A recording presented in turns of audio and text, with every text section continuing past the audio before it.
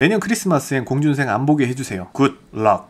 회피한 경험을 물어보면 답변을 뭐라고 할까요? 없다고 하는 게 좋을지요? 로스쿨 들어간 학교 동기가 왜 아직도 취업 못하고 있냐 해서 그 친구를 회피한 일이 있었다. 빨리 취업해서 그 친구 만나서 허심탄회하게 말하고 연락해보고 싶다는 어떨까요? 이런 거 묻는 게 아닙니다. 제가 늘 말하죠. 이런 경험 물어보는 거는 이 회사에서 할 법한 경험과 유사한 경험을 얘기해야 돼요. 왜냐면 개티님의 과거 경험을 통해서 아 얘가 회사 생활 어떻게 하겠다 이런 걸 유추하기 위해 질문하는 거야. 근데 냉정하게 이거 딱 봐. 친구를 회피한 거야. 야 이걸 보고 회사에서 이 사람이 회피한 경험을 어떻게 대처하고 뭐 이런 걸 어떻게 합니까? 모릅니다 이런 거. 그리고 이 회피 경험에 대한 앞뒤 맥락을 좀 알아야 되겠지만 그냥 회피한 경험 뭐 가능하다면요 좋은 경험 써도 돼요. 뭔가 내가 일을 할 때 안 좋은 게 있었는데 그거를 그냥 정말 잘 피해간 거야. 질문 맥락상 이런 게 불가능한 게 아니라면은 이런 거 얘기해도 돼요. 근데 그런 게 아니라면 이 회피한 경험 같은 거는 조직에 어떤 문제가 있었는데 이 문제를 해결하려고 하지 않고 묵혀두다가 이게 더 큰 문제가 된 거야. 아 이 사례를 통해서 문제가 발생했을 때 이걸 해결하지 않으면 좆되겠구나. 이런 걸 배운 사례가 있었다라는 식으로 해서 회피 경험을 얘기하시는 게 좋을 것 같아요. 어렵게 생각하지 마시고 로스쿨 들어간 뭐 동기 이런 얘기 하지 마시고 내가 옛날에 뭐 동아리 했을 때 아니면 공모전 했을 때 그때 이런 일이 있었다 뭐 이런 식으로 한번 풀어가시기 바랍니다. 안녕하세요. 얼마 전 PT 면접을 보았는데 질문이 회사 입장에서 이산화탄소 대응 방안에 대해 여쭤보았습니다. 하지만 생각이 안 나서 대응 방안이 당장 떠오르지 않는다고 말씀을 드렸고 대신 분리수거를 열심히 하면 환경 스티커도 붙이고 환경에 대해 깊게 고민한다는 뉘앙스로 말씀을 드렸다. 동문서답이죠. 동문서답이 맞습니다. 끝까지 포기하지 않는 태도로 봐주실까요? 아니요. 동문서답입니다. PT 면접이라는 건요. 어쩔 수가 없이 많이 아는 놈이 장땡입니다. 여기서 물어본 건 뭐예요? 회사 입장에서 이산화탄소 어떻게 대응할 건지 물어봤는데 여기서 환경 스티커 붙이고 환경에 대해 깊게 고민하겠다. 이건 나의 개인적인 문제죠. 내가 개인적으로 어떻게 이산화탄소 대응을 할지 이런 걸 말하는 거죠. 이런 건 전혀 생뚱맞은 거라서 의미가 없습니다. 사실상 이 PT라는 거는 이게 스킬적인 부분이 굉장히 제한적이에요. 모르면 끝나는 거야. 이거는 만약에 이게 주제가 이게 그대로 주제였어. 근데 이 주제에 대해서 난 답변을 못해. 그럼 망한 겁니다. 이건 돌이킬 수가 없어. 내가 준비를 못한 거야. 내가 모르는 게 나온 거야. 근데 이런 게 아니라 어떤 주제는 따로 있는데 이 주제에 대해서 내가 나름의 해결책을 만들었어. 근데 이 해결책에 대해서 막 이야기를 하다 보니까 이 해결책이 성립이 되려면 뭐가 돼야 돼? 이산화탄소에 대한 대응 방안이 필요한 거야. 이런 경우에 서브로 나온 거라면은 그건 제가 잘 모르겠습니다. 이렇게 대답할 수밖에 없는 거야. 이게 문제가 뭐냐면 환경 스티커 붙인다는 이야기를 했으면은 얘가 지금 내 말을 못 알아듣는구나 이렇게도 생각을 할 수가 있는 거예요. 괜히 잘 모르는 이야기 하지 말고 그냥 모른다고 하시기 바랍니다. 안녕하세요. 12월 7일 시설공단 면접 앞두고 있는데 지금도 시설공단 재직 중인데 휴직 기간을 포함해 3년이 다 되다 보니 이직 사유를 생각 중입니다. 이게 잘 이해가 안 가네요. 재직 중인데 휴직을 하는데 이게 3년이 다 되다 보니까 이직 사유를 생각한다라는 건가요? 이게 날 잘 이해가 안 가네. 아무튼 아래와 같이 답변을 하는데 한번 봐주시면 큰 도움이 될 것 같다. 현재 다니는 공단의 규모가 작다 보니 예산 문제를 업무를 하는 데 있어 한계가 있다. 안 됩니다. 이런 거. 만약에 지금 여기 시설공단 들어왔는데 여기서도 원래는 예산이 빵빵했는데 이제 예산이 줄어들었어요. 그러면은 그때도 업무하는데 한계를 느끼고 이직을 할 거예요? 이런 공격 당합니다. 절대 이런 얘기 하면 안 됩니다. 이직을 하려는 곳은 23년도 총 예산이 3배 넘게 많기 때문에 같은 업무를 하더라도 더 좋은 품질로 시설물을 개선할 수 있겠다 생각했다. 안 돼요. 이런 거. 그리고 해당 기관 소식지를 봤는데 큰 규모로 상가 전체를 보수한 이력이 있었다. 이 일을 하려면 공무원과 업무 협조를 해야 하고 업체와도 작업 과정을 협의해야 할 것이다. 이런 업무를 만다면 나 자신의 경력 또한 향상시킬 수 있을 것 같아서 해당 회사로 이직을 결심하게 되었다. 절대 안 됩니다. 이런 거. 이 시설공단에서 하고 있는 일이 있을 거예요. 그 일이 왜 중요한지 이걸 포커스를 맞춰서 하시기 바랍니다. 내가 다니고 있는 곳이 후져서 여기보다 여기가 더 나으니까 여기 오는 겁니다. 이런 류는 절대 안 됩니다. 이렇게 하면은 이렇게 까이는 거예요. 만약에 여기도 그러면 아니면 여기보다 더 좋은 공단이 또 나왔어. 거기 갈 거야? 이거 대처가 안 됩니다. 면접에서 가정 형편을 말하는 사람이 있나요? 미생병 걸린 지원자들은 나의 약함, 뭐 정신적인 문제, 신체적인 문제, 아니면 뭐 가난함, 뭐 이런 거 극복한 거를 면접관들이 존나 개쩐다고 해주지 않을까? 이렇게 생각하는 착각을 가지고 있어요. 그래서 이런 사람들 은근히 많습니다. 형님 잘 보고 있고 기계직인데 질문이 있다는 거야. 자소서에 원칙을 지킨 경험이 있는 문항이 있었는데 면접에서 원칙을 어긴 경험이 있는지 질문을 했다. 저는 마트 알바 당시 근무 중 가게를 떠나면 안 되는 원칙이 있었는데 몸이 불편하신 손님이 집까지 옮겨달라고 부탁을 받았는데 가게가 바쁘지 않고 다른 직원들이 혹시 바쁘거나 일이 생기면 전화를 주시겠다고 바로 하겠다는 조건으로 옮겨드렸는데 손님은 이런 사건으로 단골 손님이 됐다고 대답하였습니다. 꼬리 질문으로 이것으로 배운 점이 있다고 하면 피해를 끼치지 않고 상황에 따라 대처하면 성과를 낼 수 있다고 답했습니다. 이건 잘한 대답일까요? 즉석에서 짜내서 확신이 없습니다. 즉석에서 짜낸 거 치고 굉장히 잘했습니다. 자, 이게 왜 잘했는지 궁금하시다면 여기 밑에서 올라오고 있는 이 영상 있죠? 이 영상 한번 보고 오시면은 왜 이 답변이 잘된 답변인지 아실 겁니다. 포기해야 했던 경험에 대해 말할 때, 인턴으로 부서 배치를 받을 때 전공 직무가 다른 부서로 배치받은 것, 다른 인턴 동기에게 양보했던 경험으로 써도 괜찮을까? 절대 안 됩니다. 이거는 나의 열정을 못 보여주는 거예요. 이렇게 답변해가고 뭐 자소서에 난 열정적입니다, 난 도전한 사람입니다, 이런 거 써놓으면 이게 이제 일관성이 떨어져서 거짓말로 판단하는 그런 면접이 되는 거예요. 이런 거는 보여줄 게 없어요. 보여줄 게 없고, 우리가 면접 준비할 때 흔하게 쓰기 쉬운 소재들이지 이런 걸 전혀 못 쓰니까 면접이 스스로 불리하게 가는 거예요. 그리고 포기했던 경험이라는 거는 어떤 프로젝트 사례에서 내가 예측하지 못한, 그러니까 나의 실수로 인해서 뭘 포기했다거나, 아니면 존나 잘하고 있었는데 예기치 못한 문제가 발생해서 포기를 해야 됐다거나, 이런 경험에서 배운 점이 뭐고, 이걸 이제 적용해서 과거와 유사한 사례에서 더 이상 이제 포기하지 않고 문제를 해결하는 사례, 이런 걸 묻기 위해 질문하는 거예요. 이거는 뭐 그냥 얘기해봤자 나 착해? 뭐 이 정도 보여주려고 이런 얘기를 한 것 같은데, 이건 착한 게 아니라 욕심이 없고 되게 나쁜 그런 거예요. 그때 상황을 간략하게 설명드리자면, 제 전공부서 배치 인원이 2명인데 인턴이 해당 부서 전공자가 3명이어서 1명이 그래서 제가 자진해서 양보를 했다.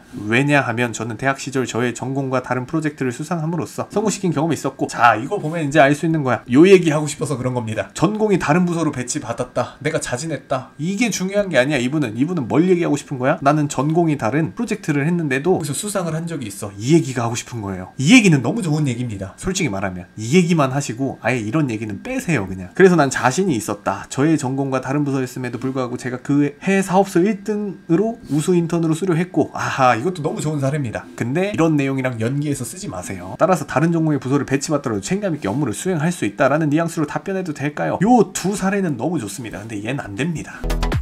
제 질문이 올라왔네요. 님 박제당했습니다. 저 면접 보고 왔는데 혹시 우리 회사 비전이 뭔가요? 했을 때 틀리면 감점이 있을까요? 당연하죠. 비전, 미션, 인재상, 이건 당연히 물어볼 수밖에 없어요. 여기에 뭐 전략과제 뭐 이런 것도 있습니다. 이런 건 당연히 물어볼 수 있고, 여기에 하나 추가로 더 준비해야 되는 게 뭐예요? 내가 입사하면은 이 비전에 어떻게 기여할지, 이 미션에 어떻게 기여할지, 인재상을 어떻게 활용할지, 전략과제를 어떻게 내가 잘 수행하기 위해 기여할지, 이런 것까지 다 준비를 해가셔야 됩니다. 그러니까 요거는 로열티 문제입니다. 로열티가 굉장히 떨어져 보입니다. 쉽게 말해서 나는 비전에 대해서 대답을 못했는데 내 경쟁자는 비전에 대해서 대답을 했다? 그럼 나는 밀릴 수밖에 없는 겁니다. 아무렇게나 말해버려. 야, 이거 근데 아무렇게나 말하지 말고, 여러분 이게 잘 착각을 하시네. 모른다고 하세요. 이런 거는 우리가 잘 모르는데 뭘 이야기하는 경우는 언제냐면은, 이게 확실하진 않은데 내가 알고 있는 지식이 있어, 이 지식을 바탕으로 이렇게 추론하고 이렇게 추론하고 이렇게 추론하면 아마 이거일 것 같아 라고 했을 때 이 과정을 좋게 보는 면접관들은 있어요. 근데 잘 알지도 못하는데 그냥 무작정, 이런 논리 과정도 아니야, 그냥 갈겨버리는 거야. 이런 건 굉장히 안 좋은 거예요. 모르는데 아는 척을 하는 거야. 그런 문제라고 보시면 되고요. 근데 딱히 점수 매기시는 것 같지도 않고 정정도 안 해주시던데, 그러니까 요거는 사실 요거 가지고 모릅니다. 점수를 매기지 않았다, 그러니까 뭔가 끄적끄적을 안 했다는 거야 면접관이. 근데 문제는 뭐야? 이 비전이 뭔지 알고 있는 지원자한테는 끄적끄적을 해줬을 수도 있다라는 거예요. 그래서 이거 가지고는 모릅니다. 아마 감점이 있었을 겁니다.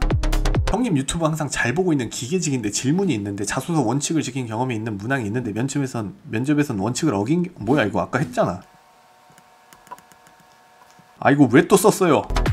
안녕하세요. 항상 구독해서 면접 관련 영상 잘 보고 갑니다. 혹시 이분 되게 오래전부터 구독하신 분일까요? 되게 오래전에 옛날에 뭐 책 빨리 내주세요 뭐 이러셨던 그분 같은데, 혹시 그분이 맞나요? 그분이라면 반갑습니다. 좋은 영상 덕분에 인국공 1차 면접을 합격하게 되었다. 오, 축하드립니다. 2차 면접 준비하고 있는데 인성 면접으로 최근에 읽은 책이 있냐? 라는 질문에 회사 사보를 읽었다고 하면 괜찮을까요? 사보는 좀 오바입니다. 여기서 읽은 책이라는 게 뭐냐면, 우리 그냥 서점에서 파는 책 있잖아요. 요런 거 얘기하시기 바랍니다. 이왕이면 요거 얘기할 때 뭐가 좋아요? 회사랑 관련된 거, 혹은 직무랑 관련된 거, 이런 거 책을 읽었다 뭐 이런 식으로 좀 얘기하시는 게 좋습니다. 예전 영상에서 최근에 읽은 책과 관련한 이왕이면 그렇죠, 회사랑 관련된 책으로 답변하는 게 좋다고 하셔서 질문드립니다. 이 사보는 서브로 들어가세요. 서브. 면접관이 물어보는 거는 너 서점에서 파는 책 중에 최근에 읽은 게 뭐야? 이게 의도예요. 만약에 사보를 읽는지 궁금했으면 너 우리 사보 읽어봤어? 이렇게 질문했을 거예요. 근데 이제 사보라는 거를 내가 꼭 살리고 싶다 이러면은, 최근에 읽은 책은 뭐 요런 책이 있어, 근데 저는 여기에 추가적으로 인국공 사보도 읽고 있습니다, 그냥 이렇게 서브로 붙이는 정도로만 이야기를 하시고, 사보를 읽고 있습니다 이렇게 대놓고 1차적인 답변으로 하지 말라는 거예요. 왜? 그거 묻는 거 아니니까. 항상 도움받고 있습니다. 질문 하나 있는데, 다른 사람을 배려한 경험에 대해서 프로젝트 중 단체 내에서 많은 책임을 맡고 있는 팀원이 있어. 업무의 일부분을 조금 도왔다고 이야기하는 거 괜찮을까요? 괜찮은데 이 업무의 일부분이 뭔지가 중요합니다. 예를 들어서 내가 배려한 경험인데 여기서 빡센 일 하고 있는 팀원한테 커피 하나 사줬습니다. 이게 전 배려라고 생각합니다. 이런 건 안 됩니다. 이 사람이 하고 있는 일과 같은 일 일부를 뭐 분담을 해서 했다거나 요 정도는 돼야 배려 사례가 되는 거예요. 단 중요한 게, 내가 이 사람 배려해 주려고 내 일에 차질이 생겨가면서까지 일을 한다 한다. 요건 틀린 거예요. 내 일 다 하고 남는 시간에 이 사람을 도와주는 거. 요 정도까진 괜찮습니다. 요거 외에도 배려라는 컨셉을 이렇게 하는 게 아니라 이 사람이 바쁜 거 아니까 이 사람이 업무하기 쉽도록 하기 위해서 내가 뭐 자료를 더 변형을 해서 잘 줬다거나 아니면 뭐 서브 자료를 좀 찾아서 줬다거나 요런 사례도 가능합니다. 배려로. 나랑 이 사람이랑 업무가 연관관계가 있으면은 요런 답변도 가능하다는 거예요. 뭐 요런 식으로 풀어도 괜찮습니다. 다만 좀 느낌이 있어야 돼.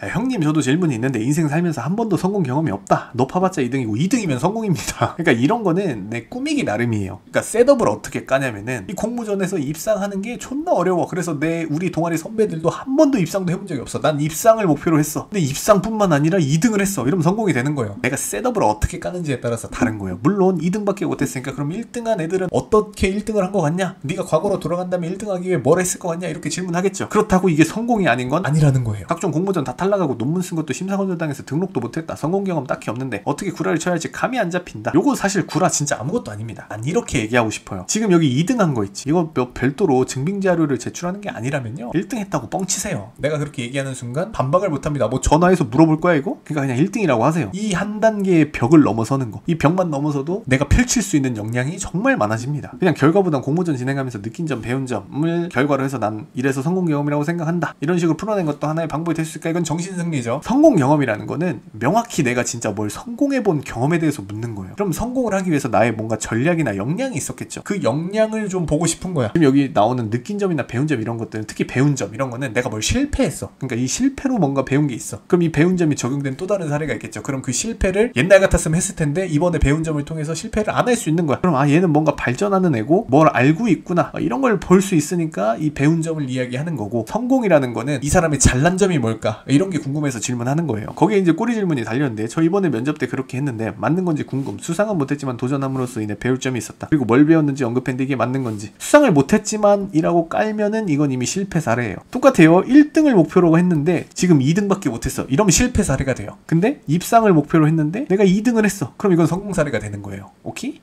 영상 너무 재밌고 도움이 됩니다. 이게 재밌습니까 여러분들? 질문이 있고 면접 스터디 하면서 답변은 괜찮은데 왜 뽑아야 하는지 잘 모르겠다. 피드백을 받았습니다. 원론적인 이야기, 신선함이 없고 색깔이 없다는 피드백을 받았습니다. 면접할 때 확실한 컨셉으로 밀고 들어갈까요? 자, 이건 제가 분명히 말씀드릴게요. 원론적인 이야기를 했다고 해서 떨어지는 거 절대 아닙니다. 신선함이 있다고 해서 붙는 거 절대 아닙니다. 색깔이 있다고 해가지고 붙는 거 이것도 절대 아닙니다. 제가 보기엔 지금 스터디는 굉장히 주관적으로 평가하고 있어요. 답변에 대한 피드백은 이런 거여야 돼요. 지금 이렇게 대답을 하셨는데 이거는 이런 꼬리 질문 받으면 대처가 존나게 빡셀 것 같아요. 지금 이렇게 답변하셨는데 자소서 보니까 이건 또 다른 내용이네요. 그래서 이 답변은 일관성이 떨어질 것 같아요. 이렇게 이유가 있어야 돼요. 이유. 그냥 좀 너무 원론적이에요. 좀 신선함이 좀 없어요. 색깔이 좀 없어요. 무슨 씨발 이게 지금 무슨 프로듀스 101이야? 이런 거 아니란 말이야. 슈스케 이런 거 아니란 말이야. 감으로 뽑는 게 아니야. 자, 요거는 어떻게 대처를 하시면 좋냐면요. 면접 평가표를 도입하세요. 뭐 인재상이 됐든 뭐 비전이 됐든 미션이 됐든 이런 거 항목 집어넣고 이 평가표 상에서 점수를 내라고 하세요. 그러면은 이 짓을 한 10번 정도 했을 때 뭐가 되냐면 요 정도 경험은 뭐 창의성 몇 점 뭐 이렇게 약간 규격화가 되기 시작해요. 이 정도 경험 가이드라인 잡아놓고 그거 위로 쭉쭉쭉 올리면 창의성 점수를 쭉쭉쭉 올릴 수 있는 그런 이 스터디원들만의 그런 암묵적인 룰이 존재하거든. 그런 식으로 평가를 하기 시작하면 이 정량적 평가가 가능합니다. 그러면은 이제 이따위로 피드백하는 그런 일은 없을 겁니다.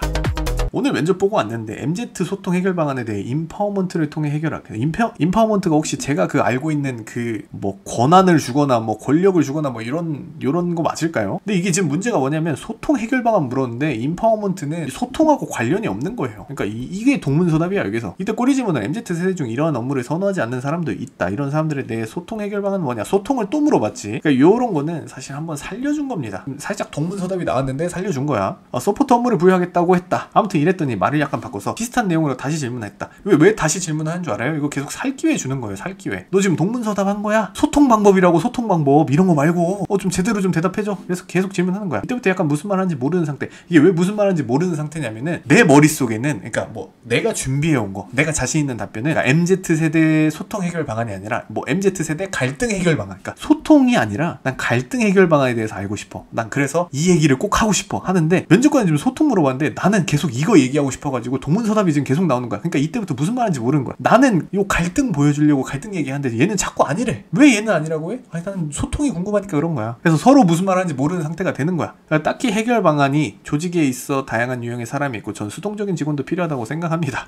지금 요렇게 답변을 하면 이게 뭐가 되냐면 자 MZ세대 소통 해결 방안. 그러니까 MZ세대랑 소통이 잘 안 됩니다. 어떻게 해결하시겠습니까? 물었는데 지금 수동적인 직원도 필요하다 이렇게 얘기하면은 이게 뭐예요? 아니 소통을 왜 꼭 다 하려고 해요? 소통이 안 되는 상황도 중요해요. 소통이 안 되는 직원들도 필요해요. 이런 식으로 대답하는 거니까 완전 이제 끝난 거죠. 여기서 반복적이고 장기적인 업무를 수행하는 것도 이 회사에 필요한 일이기 때문이다. 좋은 말인데 이거는 면접관의 질문을 반박하는 거죠. 이런 구조가 굉장히 많이 나옵니다. 자 정직하려면 뭐가 중요한 것 같나요? 라고 질문했는데 그럼 정직하기 위해서 어떻게 해야 되는지 답변을 해야겠죠. 근데 아니, 정직한 게 중요한 게 아니에요. 뭘 다 정직하려고요? 모두가 정직할 필요는 없는 거예요. 그러면서 모두가 정직할 필요가 없는 논리 근거를 완벽하게 들어서 설명하는 거야. 논리 근거가 완벽하다고 이건 좋은 점수를 받을까요? 절대 아니라는 거예요. 동문서답이에요. 동문서답. 동문서답은 내 논리가 어떻든 아무 의미가 없습니다. 이상한 소리 했기 때문에 그런 거예요. 아무튼 뭐 이렇게 답변을 했다. 소통방안 물었는데 이상한 소리 했다. 이 질문의 답은 뭐였을까요? 요런 거는요. 내가 생각하기가 굉장히 어려운 답변입니다. 왜냐면 MZ세대 소통 해결 방안 이런 거는 쉬운 문제가 아니에요. 방구석 전문가들도 이거 해결하기 정말 어려워해가지고 아직도 뭐 피똥도 싸고 뭐 이러죠. 그러니까 이런 거는 내가 즉흥으로 답변하기가 되게 어려운 거고 사실 MZ세대 소통 해결 방안 요 정도는 우리가 미리 준비를 해야 되는 질문이에요. 이거 제 컨설팅에도 들어가 있어요. 진짜로. 지금 여기 이렇게 올라오죠. 제 컨설팅 자료 보시면 MZ 뭐 어떻게 할 거냐 이렇게 되면 나오고 있죠. 그러니까 이건 기초 질문이야. 이 기초 질문이고 이 기초 질문을 해결하기 위해서는 내가 생각하려고 하면 안 되고 구글에서 긁어와야 돼요. 그렇기 때문에 이거는 애초에 미리 준비해야 되는 질문이었고 그러니까 여기서부터 빠그라진 거야. 그래서 이거는 좀 잘못된 답변이었다. 동문서답이 나왔고 그런 거라고 보시면 됩니다. 면접 감성을 익혀가려고 했는데 부족한 점이 너무 많습니다. 명과몰이 되어버렸습니다. 영상 반복 시즌 연습해야겠습니다.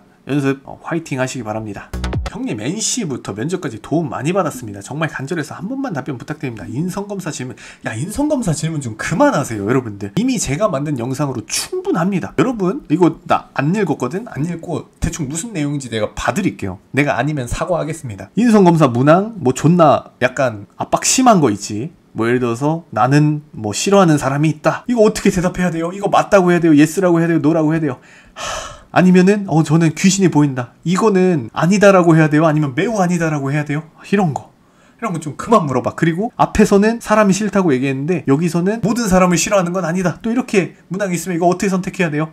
그러니까 제발 이런 거 좀 그만 물어봐. 이건 이미 제 예전 영상들 보면은 제가 거기에 답변을 다 달아놨습니다. 이러다가 진짜 기업에서 나오는 인성검사 모든 문항을 내가 다 분석할 것 같아. 이거는 더 이상 이런 거는 제가 이야기를 안 하겠습니다. 그래도 궁금하니까 한번 읽어는 볼게요. 자 반사회적인 문항, 우울감, 스트레스, 화 등등 아니요 체크. 잘했습니다. 함정 질문, 남을 미워본 적이 없고 거짓말 해본 적이 없고 약속 어겨본 적이 없다 등등. 내가 아니오라고 해야죠. 거짓말 안 한 적이 없을 수가 없어요. 남을 미워본 적이 없을 수가 없습니다. 약속을 어겨보지 않은 적이 없을 수 없습니다. 애매했던 문항 몇 개 보통으로 체크. 잘했습니다. 그 외 거의 모두 일관성 있게 체크했다. 그런데도 도전적, 계획적, 창의적, 원칙, 외향성, 리더십, 성실, 책임감, 다른 문화에 관심 등등 이런 것들을 거의 모두 그렇다로 체크한 게 좀 걸리네요. 작년에 인성탈이라 걱정되는데 너무 완벽한 사람으로 찍은 것 같은 느낌인데 어떻게 보시나요? 이거 제가 얘기를 했죠. 인재상대로 찍으라고. 인재상대로 찍으셨다면요 내가 뭐 이렇게 뭐 좋은 것만 찍었다 해도 고민을 안 하실 거예요. 왜? 난 인재상대로 찍었으니까. 너무 완벽한 사람으로 찍은 거 아니냐고요? 그렇다고 해가지고 내 인재상 몇 개를 져버리게 되면 어떻게 됩니까? 인성검사 점수를 내면은 어떤 전체적인 평균 선에서 이렇게 바 형식으로 점수가 나옵니다. 이렇게 나오는데 여기 넘어간 놈들 있지? 이 넘어간 놈들은요 얘가 이 평균에 벗어난 놈들인 거야. 아주 이 부분은 특이한 놈들이야. 이거에 미치지 않은 건 상관이 없습니다. 요 넘어간 부분들, 요 놈들이 이상한 건데 요 놈들이 뭐야? 인재상이 돼야 된다는 거예요. 이 얘기 갑자기 왜 나왔지? 아무튼 인성함 힘들까요? 이런 거 하지 마세요. 인재상대로 찍으셨으면 기다리세요 그냥. 자 근데 제가 옛날 영상에서도 얘기를 했죠. 도전적, 계획적은 양립할 수가 없습니다. 자 도전을 하는 사람이 어떻게 계획적입니까? 계획 짜보니까 이건 도전각이 나오네? 그럼 도전을 안 하겠죠. 계획적인 사람이라면. 이런 거는 저희 어떤 기존 영상 여기 지금 올라오죠. 영상 뭔지. 이 영상을 좀 제대로 참고를 해서 답변을 해보시기 바랍니다. 제가 보기엔 이 영상을 좀 제대로 아직 시청은 안 하신 것 같습니다. 그냥 스페이스바 넘겨가듯이 이렇게 보신 것 같고 제 영상 시청률이 이제 좀 떨어지는 그런 여러 가지 원인 중 하나겠죠. 자 넘어가겠습니다. 이제 우리 인성검사에 대한 질문은 그만하자. 이러다 진짜 내가 팔만대장경을 쓸 것 같아요. 형님 면접에서 혹시 사회 경험이 어느 정도 되냐고 물어보는데 너무 어벙해 보여서 물어본 걸까요? 라고 질문 주셨습니다. 뭐 이거는 사실 맥락을 좀 봐야 되는데 제 생각엔 이제 그럴 것 같아요. 자소서나 뭐 경험 경력상 이런 거 있잖아. 이게 없는 거야. 그래서 이 사람이 조직 생활을 얼마나 해봤는지 이런 게 가늠이 안 되는 거야. 그 상황에서 이런 게 없으니까 사회 경험 어느 정도 돼요? 이렇게 물어본 거 아닐까? 난 그렇게 생각을 합니다. 근데 그런 게 아니라 경험 경력 다 써놨고 자소서에 다 이렇게 써놨는데 뭐 사회 경험 어느 정도 되냐? 물어보는 거라면 난 이거 솔직히 의도를 모르겠습니다. 높은 확률로 난 이거일 것 같아. 근데 이런 걸 이미 난 다 썼는데 이걸 또 물어본다? 그럼 난 이거 솔직히 의도를 모르겠습니다. 그냥 솔직히 대답하시면 될 것 같습니다. 돈 주고 컨설팅 받아도 아깝지 않은 퀄임 진짜 정말 감사합니다. 이런 거 이제 중간중간에 넣어줘야 제 컨설팅이 좀 홍보가 되겠죠? 엊그제 면접 보고 왔습니다. 토의 토론 단체 면접은 괜찮게 봤는데 개별에서 초반에 답변 듣더니 우리가 일하는데 거기까지 신경 써야 돼요? 뭐야 이거? 뭐 장첸이야? 씨발 1스택. 이거 스택 아니에요. 이거는 그냥 압박이에요. 압박. 신경 쓰지 마세요. 그냥 쫄게 하려고 하는 거야. 한정짓는 답변. 초기 조건 설정 부분을 제대로 이해 못했는지 2번이나 실수. 뭐에서 실수를 했다는 거야 지금? 제 질문 1스택. 그러니까 질문을 다시 했다는 거야 이게? 이건 신경 안 써도 돼요. 1스택 아니야. 이건 확실해. 저 믿으세요. 이건 제 질문을 뭘로 했다는 거야 지금? 요걸 알아야지 뭘 도와드리는데 영상 박제까지 해주셨는데 슈바 결과 나오면 댓글 달러 올게요. 나 이거 뭐 질문하는 건 줄 알았는데 질문이 아니었네요. 넘어가겠습니다. 처음 준비하려고 하는데 수의 성질을 빠르게 잘 이용 못하겠어요. 어떻게 숙달될까요? 이거 어렵습니다. 쉬운 거 아니고 문제 많이 풀면은 보이기 시작합니다. 근데 나는 그렇게 생각해요. 처음부터 이런 걸 이용해서 문제를 풀 생각은 하지 마시고 일단은 문제를 좀 많이 접하면서 좀 수와 친해지는 그 친구가 되는 그런 과정이 필요하다. 임원 면접이 생각보다 짧은 건 어떻게 생각하니나요? 2대2였는데 한 20분 만에 끝난 것 같네요. 2대2 했는데 20분 정도 한 거면요. 사실 이건 충분하게 본 거예요. 절대 짧은 거 아닙니다, 이거. 1차 면접에선 좀 생각보다 길게 왔는데 2차에서 좀 짧아가지고 그런 거 아닌가? 이렇게 생각하실 텐데 아마 임원들이 면접 보기 귀찮으니까 야, 인사팀장아, 면접 시간 좀 줄이자. 아마 이렇게 갔을 가능성이 굉장히 큽니다. 자, 꼬리 질문으로 이미 내부에서 해결해 보려고 다 해봤는데 그런데도 해결책이 안 돼. 이게 참 뭐냐면요.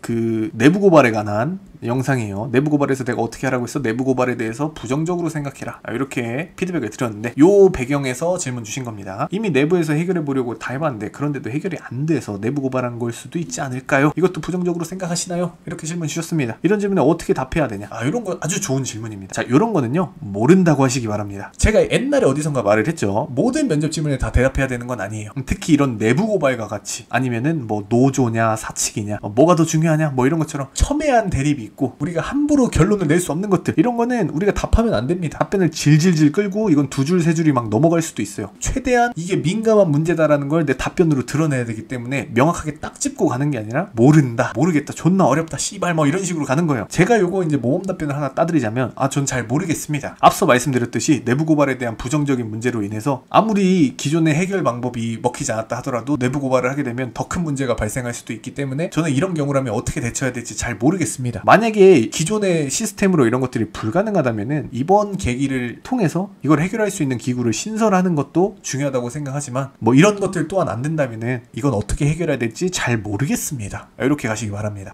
이것도 이제 똑같은 아까 그 내부 고발 영상 보고 같이 달린 댓글이에요. 이거 그러면 공기업도 포함인가요? 공기업 규정에 대해 사기업보다 더 엄격한 걸로 알고 있습니다. 뭐 저는 이렇게 생각하진 않아요. 내부 고발을 보는 시선은요, 이 공기업이 됐든 사기업이 됐든 다 이런 부류는 족같이 볼 수밖에 없습니다. 솔직히 얘기하면 족같이 볼 수밖에 없어요. 약간 그러니까 배신자 느낌이 좀 있어요. 뭐 그렇다고 내부 고발이 나 틀렸다, 잘못했다 이런 게 아니에요. 회사 관점으로 보면은 이 배신자라는 이런 게 너무 심해요. 그래서 이 배신자로 찍히면 다른 기관에서도 블랙리스트로 돌아가지고 잘 안 뽑혀요. 이거 다 감안하고 하는 게 내부 고발이야. 그러니까 내가 내부 고발 가지고 안 좋다고 하는 게 이런 것 때문에 그런 거예요. 조직에선 절대 이건 인정받을 수가 없는 가치예요. 그렇기 때문에 뭐 공기업 규정이 뭐 사기업 규정보다 뭐 더 빡세다 뭐 이런, 이게 맞는지 틀린지 솔직히 모르겠고 저는 뭐 그렇진 않다고 생각하지만 이런 문제가 아니라 내부 고발은 이 배신자라는 문제가 좀 큽니다. 저도 궁금하다고 하셨는데 이런 내용이고요. 자, 여기 이제 이런 댓글이 달렸는데 이거 혹시 제 영상 보고 이렇게 하신 건지 아니면 다른 영상을 참고하신 건지 모르겠습니다. 이 댓글의 문제는 뭐예요? 최후의 수단으로 내부 고발을 하겠다고 하는 거야. 이거 진짜 큰일 납니다. 내부 고발 하겠다고 하는 순간 내가 앞서 깔아왔던 모든 셋업들이 있잖아요. 난 내부 고발 좀 부정적인데 이거를 막 이거 존나 잘못했다고 하긴 좀 너무 그래. 그래서 이걸 막 이렇게 질질질 끌어왔는데 마지막에 내부 고발하겠다 박아버리는 순간 내가 앞에 어떤 표현을 했든 아무 의미가 없어지는 거예요. 그냥 여기서 끝난 겁니다. 그러니까 이거는 좀 잘못된 겁니다.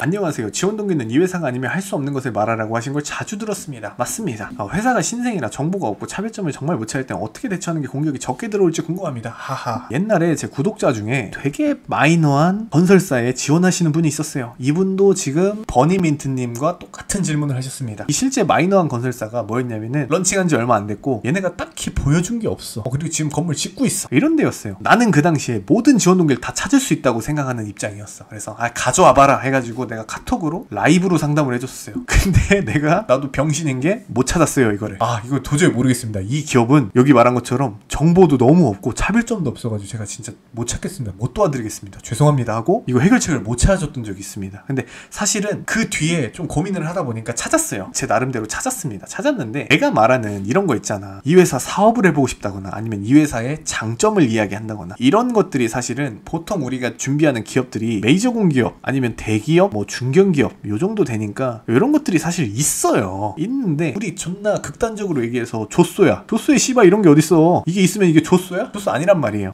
여기는 사실 조쏘까지는 아니었고 중견이었는데 정말 이렇게 무색무취의 중견을 처음 봤어요. 그래서 요거는 제가 어떻게 찾았냐면요. 맞춤이 돼야 됩니다. 맞춤. 더 이상 이걸로는 안 돼요. 대신에 여기를 정말 첨예하게 분석을 합니다. 정말 첨예하게 분석을 해서 찾아내야 되는 거야. 그냥 맞춤으로 가야 되는 거야. 그 맞춤 걸로 해서 공격이 적게 들어오게 가야 되는 거예요. 요거는 사실 어떤 회사인지를 알아야 제가 찾아드립니다. 왜냐면 이 회사를 지금 씹고 뜯고 막 맛보고 해가지고 요렇게 하면은 공격을 안 당하겠다 이런 걸 수작업으로 그러니까 커스터마이징으로 찾아야 돼요. 그래서 이게 좀 어렵습니다. 요거는 정말 좋은 질문이시고요. 제가 오늘 봤던 질문 중에 난이도가 가장 높은 질문입니다. 길이는 2줄에서 3줄밖에 안 되지만 난이도는 오늘 가장 높았던 질문입니다. 요거는 어떤 회사인지 알고 그 상황에서 좀 맞춤을 해야 돼요. 이건 제가 일반적인 방법을 설명드리기가 굉장히 어렵습니다. 끝입니다.